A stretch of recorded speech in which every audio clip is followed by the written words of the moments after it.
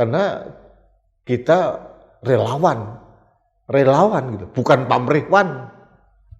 Kita mendukung seseorang itu core value kita bukan orang itu, tapi nilai-nilai yang kita tanamkan, ketaatan terhadap hukum, konstitusi, pengembangan demokrasi, hak asasi manusia, itu core value kita terhadap sosok tertentu yang kita dukung. Pada saat sosok itu ternyata pada akhirnya menabrak core value yang kita terapkan tadi, kita akan lari keluar dan akan melawan. Jadi mungkin beberapa orang bertanya-tanya, mengapa saya berubah dari pendukung Pak Jokowi sekarang menjadi orang yang suka mengkritisi Pak Jokowi? Ya karena bagi saya tidak pernah mendukung seseorang itu karena orangnya gitu.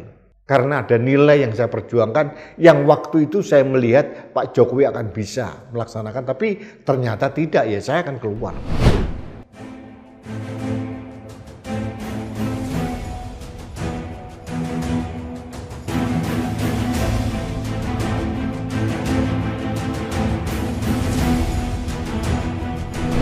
Halo Sahabat Indonesia, kita bertemu kembali dalam Opini Rudy. Sahabat Indonesia, ini lagi rame di media massa. Pasca Pilpres, panen jabatan komisaris bagi relawan-relawan sang pemenang.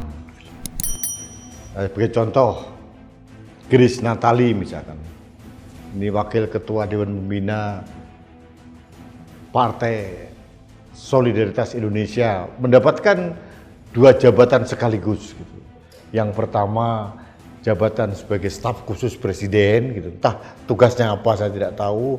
Kemudian menjadi komisaris dari MIND, Mining Industry Indonesia, untuk BUMN yang merupakan holding dari perusahaan tambang di Indonesia. Wah, luar biasa. Belum lagi yang lain gitu.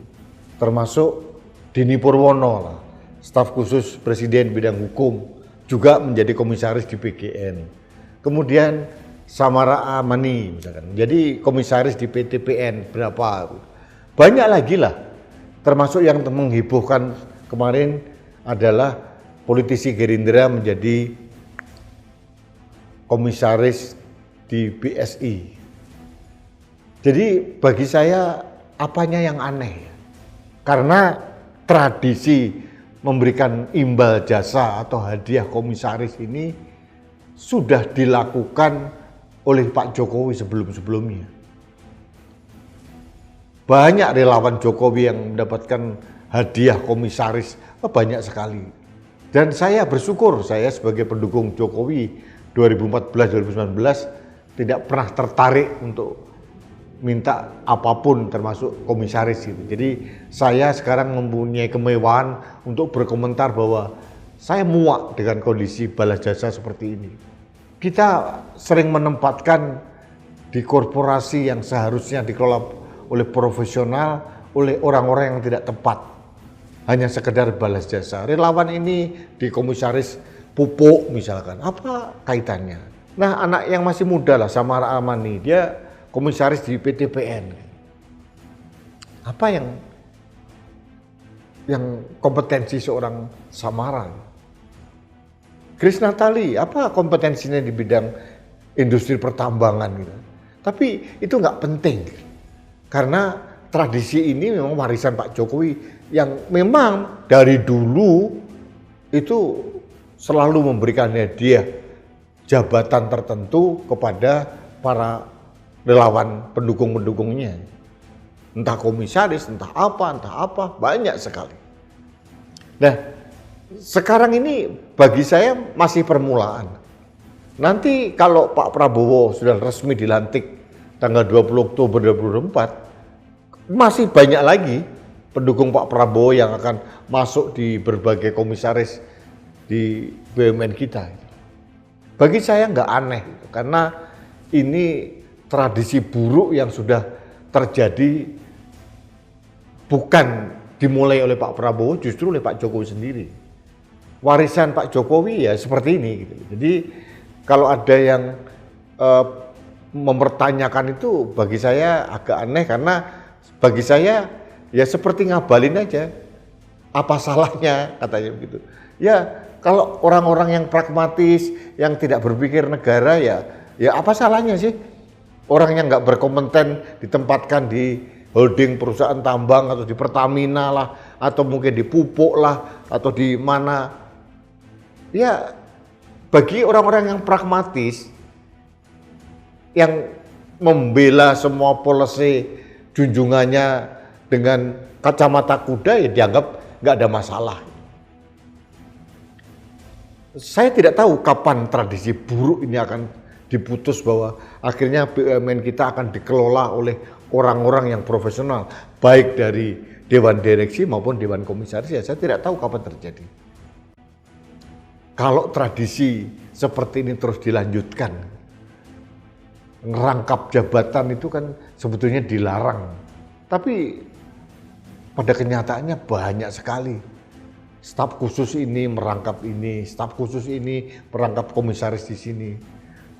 Itu dimulai oleh Pak Jokowi. Ya staf khusus itu gajinya berapa lah?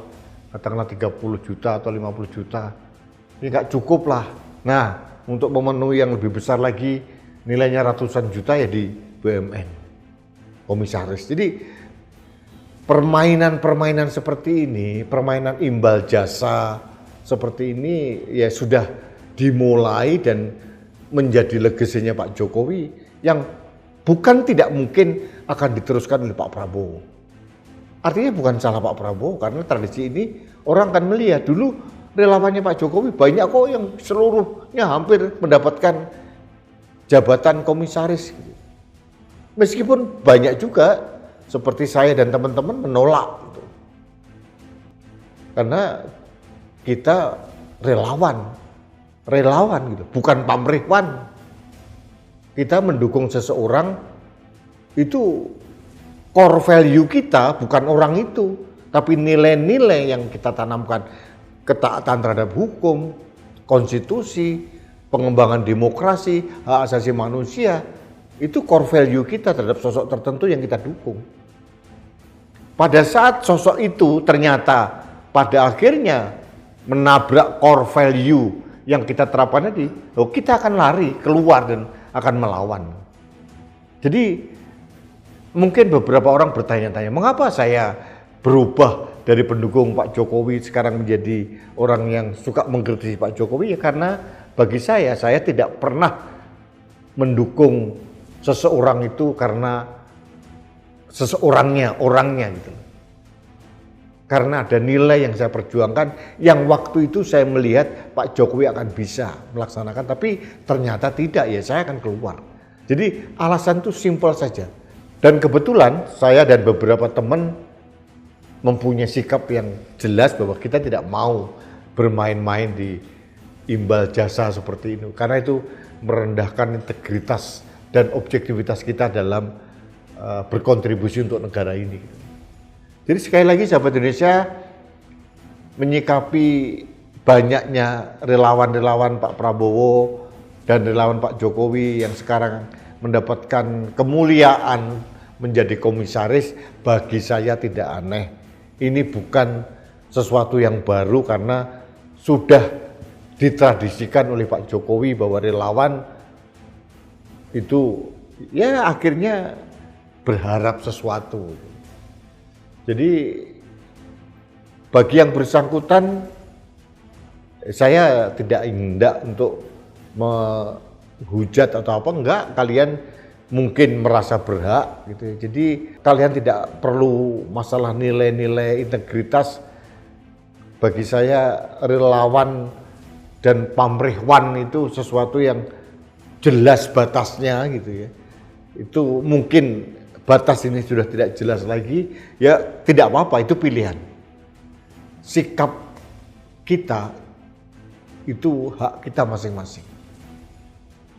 Jadi cuma sekali lagi saya ingin katakan bahwa kalau tradisi seperti ini terus diteruskan oleh pemimpin siapapun, jangan harap BUMN kita itu akan menjadi BUMN yang mempunyai value.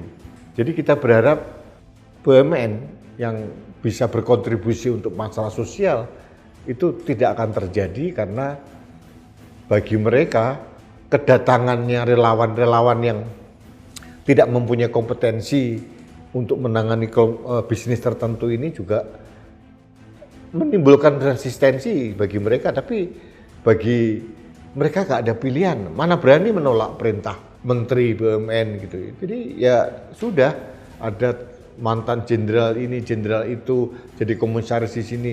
Mereka mengerti nggak tentang batu bara misalkan, tentang tambang emas misalkan. Ya yang terjadi yang seperti di Antam itu, ada kong kali kong 109 emas asli tapi palsu yang beredar. Banyaklah tragedi-tragedi yang terjadi di BUMN kita. Contohnya Krakatau Steel aja. Dulu industri baja itu menjadi industri strategis kita. Saya sangat bersetuju karena negara membangun kalau tidak mempunyai industri baja yang dilindungi oleh negara itu juga bagi saya aneh. Tapi ternyata KS sekarang remuk redam. Nah, ini remuk redam beneran atau sengaja diremukkan terus kemudian nanti dijual dengan harga murah, saya tidak tahu. Tapi bagi saya yang dibutuhkan oleh negara salah satunya dengan indikatornya apa? Menempatkan banyak orang yang tidak kompeten masuk di BUMN-BUMN itu, hanya sekedar balas jasa, imbal jasa. Jadi ke depan dalam Pilpres memang tidak perlu ada lagi organ relawan gitu. Yang perlu adalah organ pamrihwan, itu mungkin lebih baik biar lebih jelas warnanya gitu. Jangan sok nasionalis terus kemudian akhirnya minta jabatan. Nah, bagi saya bukan ini tujuan saya untuk menjaga Indonesia. Baiklah sahabat Indonesia, terima kasih Anda telah mengikuti Opini Rudi. Kita bertemu kembali dalam Opini Rudi selanjutnya. Salam satu Indonesia, salam Pancasila, salam Indonesia berintegritas. Saya Rudi S. Kamri.